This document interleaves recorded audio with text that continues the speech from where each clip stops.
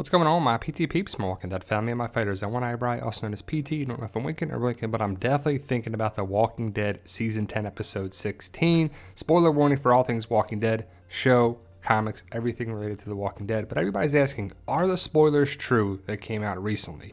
And I guess we won't know until we watch the episode. Now, I believe some of the spoilers are true, maybe not everything 100%, but I have reason to believe that the spoilers are true, and that's the information we share with you. But before we get to it, guys, please hit the subscribe button. Help us achieve our goal of 100,000 subscribers. We have over 93,000 subscribers, and we need your help to achieve that goal. And we need 7,000 people. That sounds like a lot, but if we all get one person to join, we can achieve that goal very soon. But hit that like button, it really helps the channel out. If you want to help donate, you don't have to, but even the smallest donation helps. We have a Patreon, a membership program, live streams every Sunday, but also my book series. Fight for Us is a zombie apocalypse story set in the future. It's available on Amazon in paperback or digital format on Kindle. Now, if you want to see a little sample of the first book, check out my audio sample that I did, an audiobook reading of my first book, Fight for Us, The Beginning. Now let's get to it. This is from the TWD Universe spoilers and Julian Cannon. Well, I believe it's what Julian Cannon said about Season 10, Episode 16, and it fits because the recent screeners came out to critics, reviewers all over the place, and they said this, well, Julian said this about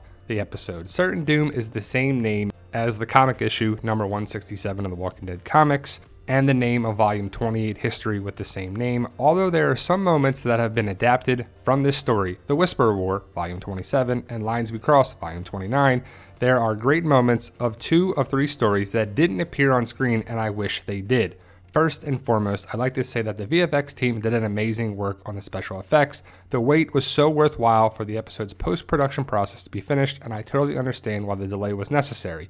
It was not only the great effects that stood out, but the sound and music too, especially a scene involving Judith as she is moving away from whispers. This scene also starts with a bang, so keep that in mind. Something that caught my eye during this episode are the little tips on what will define the Carol and Daryl spin-off series Movement, which will premiere in 2023.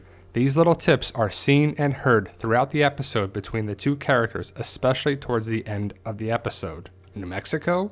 I heard New Mexico is nice. Well, no, I heard Nebraska is nice. But it's interesting because a lot of people are going to be pissed that we had to wait forever for this episode. But it is what it is. 2020 is horrible, and at least we get the episode this year. A lot of VFX, a lot of walkers, a lot of stuff going down, and it's interesting to see what's going to happen in the episode. Now, it's not like they didn't finish the episode and they had to refilm some things. It was post-production. And I really want to know what these hints and tips are for Carol and Daryl. Where are they going to go? They already hinted at New Mexico at the beginning of Season 10. Will that come up again? Michonne is also mentioned early in the episode while Carol and Daryl are talking about her. I won't go into details about what they said about her, but it's something to think about when you see this scene for yourself. The main plot of this episode is the group escaping the hospital they are in to retrieve the wagon, but the problem is that Alpha's best guard being controlled by Beta and the Whisperers surrounded the entire hospital, and the group had to escape through the horde. The way that is planned is for them to divide themselves into smaller groups so everyone can pass. 4 groups of 2. I won't say who's a pair with whom, but during this long sequence, it gets bad for a group person. Also, the way walkers devoured the few people in that melee, again, this is translated, is horrible, and you might want to turn your back if you don't want to see anybody's body parts being dismantled. I'm guessing it's Beatrice. Watching that made me feel more claustrophobic than when I watched Squeeze and had to remember Carol is claustrophobic, but this time it seemed like she didn't bother with it. Later in the episode, there's a battle between the group and the Whisperers, and it got me on the tip of my chair when I saw it. So on the edge of your seat, I guess. And so I would assume it's 4 pairs of 2, and Beatrice is going to get taken out, and it only says it gets bad for a group person. A group person. 1 person, singular, which we believe has been Beatrice when they filmed this way back in November, so that still fits. Now, that so far, the spoilers that have been going around seem to be spot on with this reviewer. Now, the potential spoilers said that we only lost Beatrice and Beta. Well, they're the only 2 deaths that we heard of, so I'm guessing it's right on with Beatrice dying. It looks like Carol's looking right at us there. Negan in this episode is pretty good to me. Your redemption archery, your redemption arc, has taken a complete turn since the beginning of the season. There's something that puzzled me all the time, though, when I saw him with everyone else. But I believe this will be expanded on in the 6 extra episodes in 2020. This, along with Maggie's return, which is brief in this episode too, your reunion with the character, however, is a show to watch. And I believe the potential spoiler said the reunion is with Maggie and Judith. The masked person with Maggie just had one action scene, but the way he showed up to save a character got me excited to see more of the person. I compare the masked individual to the Marvel Blade in terms of how fast their attacks are. The mystery person doesn't unmask herself in the episode, nor does he talk, so this person's identity is really sealed. So is it a he or a she? Is it he or herself? We just don't know if it's a man or a woman, but I believe the potential spoiler said that Maggie refers to the person as he, so I'm not sure if it's a man or a woman. Beta is really amazing in this episode as he still hears hikers' voices, walkers' voices. But what's interesting about Beta in this episode is how his end of the world corner he made with Alpha reached him.